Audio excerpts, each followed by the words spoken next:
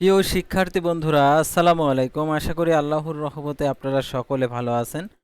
তো ঢাকা বোর্ডের এমসিকিউ সমাধান নিয়ে আজকের এই ভিডিও। অবশ্যই আপনারা ভিডিওটি শেষ পর্যন্ত দেখবেন। সাধারণত ঢাকা বোর্ড থেকে যারা পরীক্ষা দিয়েছেন, তো সাধারণত আপনারা যে প্রশ্নপত্র যে এমসিকিউ পরীক্ষা দিয়েছেন সেই এমসিকিউ সমাধানগুলো আজকের এই ভিডিওটিতে জানতে পারবেন। তাই ভিডিও শুরুর প্রথমে আপনি যদি অল জব নিউজ বাংলাদেশ এই চ্যানেলে প্রথমবার এই ভিডিওটি দেখে থাকেন, তাহলে আমাদের এই চ্যানেলটিকে সাবস্ক্রাইব করে রাখবেন, notification bell button all press করে রাখবেন, এই ভিডিওটিতে লাইক করে দেবেন। যেহেতু আপনাদেরকে আমরা উপকার করছি সলিউশন দিয়ে, সেহেতু আপনারা অবশ্যই আমাদের এই চ্যানেলটিকে সাবস্ক্রাইব করে আমাদেরকে উপকার করবেন। তো আর কথা না বাড়িয়ে চলে যাচ্ছি আপনাদের এমসিকিউ সমাধানে। তো দেখতে পাচ্ছেন ঢাকা বোর্ডের একের হবে দেখতে পাচ্ছেন খ, দুইয়ের হচ্ছে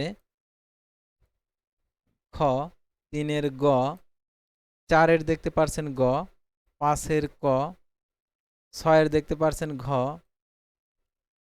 তারপরে দেখতে পাচ্ছেন সাতের এখানে হচ্ছে ঘ, আটের হচ্ছে ক, নয়ের হচ্ছে খ, দশের হচ্ছে গ, এগারোর হচ্ছে গ, বারোর হচ্ছে ক, তেরোর হচ্ছে ক, চোদ্দোর হচ্ছে খ। তারপরে দেখতে পাচ্ছেন এখানে পনেরোর ক, ষোলোর ঘ, সতেরোর ক, তারপরে আঠারোর হচ্ছে ক, উনিশের হচ্ছে গ, বিশের ক, একুশের ঘ।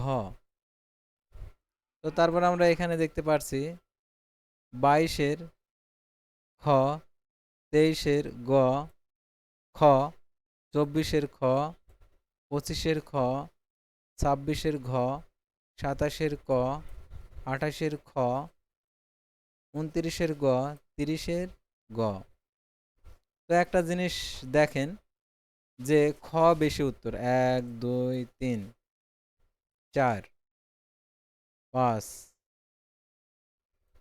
তারপরে আমরা প্রথমে যে অ্যান্সারগুলো দেখেছি 5 6 7,